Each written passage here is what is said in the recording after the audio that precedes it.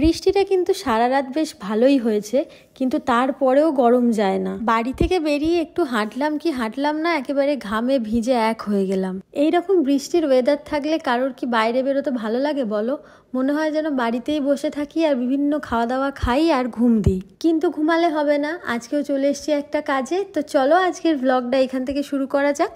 প্রথমে আমি ট্রেনে করে চলে এসেছিলাম শিয়ালদা, আর তারপর শিয়ালদা থেকে একটা বাস ধরে চলে এসেছিলাম ফ্লোরা ফাউন্টেনে। আমার টাইমিং ছিল ওই 10:30 থেকে 11টার মধ্যে, কিন্তু আমার ওই 5-10 মিনিট হয়তো এদিক ওদিক হয়েছিল, কিন্তু একদম পারফেক্ট টাইমেই চলে এসেছিলাম। আর আমার শাড়ি পরা দেখে তো তোমরা বুঝতেই পেরেছো যে আজকেও আর একটা শ্যুটের কাজ ছিল। প্রথমে আমি এসেই একটুখানি টিফিন করে নিয়েছিলাম, আর ওই হাফ অ্যান আওয়ার্সের মতো একটুখানি রেস্ট নিয়েছিলাম, কারণ অনেকটাই রাস্তা ছিল। বাসেতেও যেহেতু প্রথম আসছি তাই জন্য একটুখানি দূরেই মনে হয়েছিল, কিন্তু অতটা দূরেও ছিল না। আর এই দেখো আমার হাতে কি মিষ্টি ফুলগুলো। ফুল পরে মাথায় দেওয়া হবে, তার আগে আমি দুপুরের লাঞ্চটা সেরে নিলাম। লাঞ্চে ছিল ভাত, তারপর চিকেন কষা, তারপর বিভিন্ন ধরনের ভাজা। অত কিছু খাইনি, আমি একদম সিম্পল খাবার খেয়ে বেরিয়ে পড়লাম। আজকে শ্যুটটা কিন্তু আউটডোরেই ছিল, যেহেতু একটু দুপুর দুপুর করে শ্যুটটা ছিল, তার জন্যই আমরা ঠিক করেছিলাম যে একেবারে খেয়ে দিয়েই বেরাবো। যতক্ষণ বাইরে লাইট থাকবে ততক্ষণ আমরা শ্যুটের কাজগুলো শেষ করে নিতে পারবো, কারণ আমাদের সানলাইটটা একবার চলে গেলে ফটোর কোয়ালিটি তো খারাপ হয়ে যাবে। তার জন্যই ভাবলাম যে আস্তে আস্তে তো প্রায় সন্ধে হয়ে যাবে বা বিকাল হয়ে যাবে, তখন অত দেরিতে না খাওয়ার থেকে একটু কিছু খেয়ে যাওয়াই বেটার হবে। তারপরে এখানে আমার শ্যুটগুলো শুরু হয়ে গেল। সবাই যেহেতু ওই ভাত খেয়েই এসেছে, যেহেতু এই টাইমটা ভাত খাওয়ারই টাইম, এটা ওটা খেলে তো পেট ভরবে না, তাই সবার মধ্যে একটা ক্লান্তি ব্যাপার ছিল যে একটুখানি যদি রেস্ট নিয়ে তারপরে কাজগুলো করতে পারতাম। কিন্তু কি বলতো, ওই রেস্ট নিতে গেলে যে সানলাইট পাবো না, তো সব দিকটাই ভেবে দেখতে হতো আমাদের। তাই যতই ক্লান্তি লাগুক, কাজটা তো আমরা একদম খুব মন দিয়ে শেষ করব। আমাদের লোকেশনটা না একটা মাঠের মধ্যে ছিল।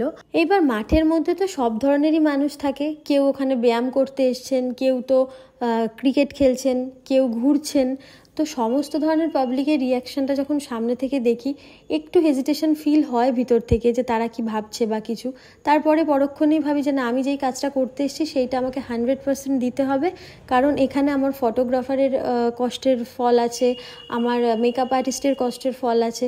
তো সবগুলোকে আমি যতক্ষণ না পরিশুট করে তুলতে পারছি, ততক্ষণ আমার এই কাজটা শেষ করা চলবেই না। দেখতেই পারছো আমরা কিন্তু মাঠের বিভিন্ন লোকেশনগুলোতে শ্যুট করছিলাম, কখনো মানে একটা দিকেই দাঁড়িয়েছিলাম না, বিভিন্ন প্রান্তে শ্যুট করছিলাম।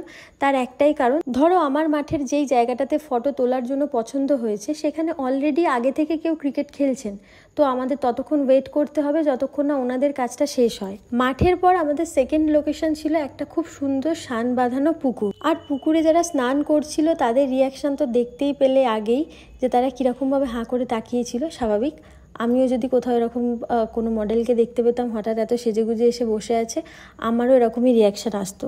তো যাই হোক, সেই সমস্ত বাধা বিপত্তি কাটিয়ে আমাদেরকে তো আমাদের কাজটাকে কন্টিনিউ করতে হবে। আমাদের বেশ কিছু পারফেক্ট শট এসেছিল দুটো প্লেসেই। তো আমাদের ফটো তোলা আজকের জন্য প্যাক আপ, শ্যুট আজকের জন্য এন্ড। দেখা হচ্ছে আবার তোমাদের সাথে নেক্সট কোনো ভিডিওতে। ততদিনের জন্য সবাই সুস্থ থেকো, ভালো থেকো, বাই বাই।